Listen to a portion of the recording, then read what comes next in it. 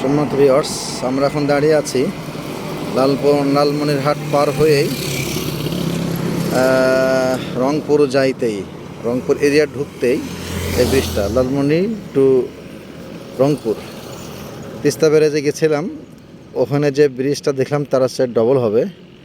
আর তিস্তা ব্যারেজের যে কয়টা গেট খুলে দেওয়া আছে, ওই গেটের যে পানির স্রোত, সে পানির স্রোতই মেবি এখানে আসছে।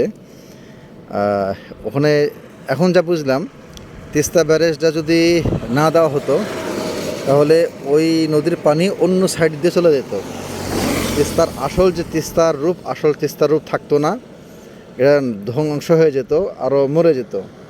তিস্তা ব্যারেজটা দেওয়ার কারণে যেই দিকে পানি একটা প্রয়োজনে সেদিকে বন্ধ করে অপর সাইড দিতে ডাইভার্ট করা হয়েছে। সেই পানিটাই মূলত এই তিস্তার আসল যে নদী, এই আসল নদী দিয়ে পানিটা প্রবাহিত হচ্ছে।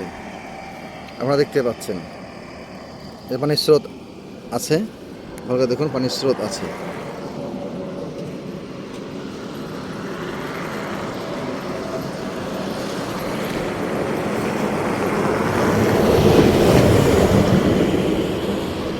অনেক বড় ব্রিজ,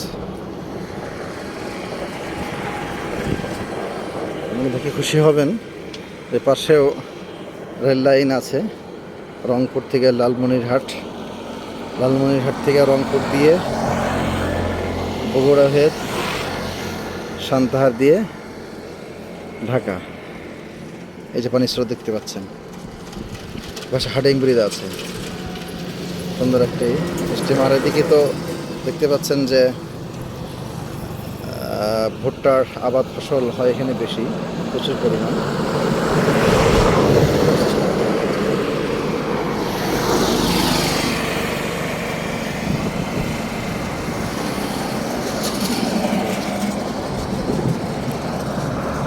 আমরা দুজন সাথে আছি, ভালো থাকবেন সবাই। আসসালামু আলাইকুম।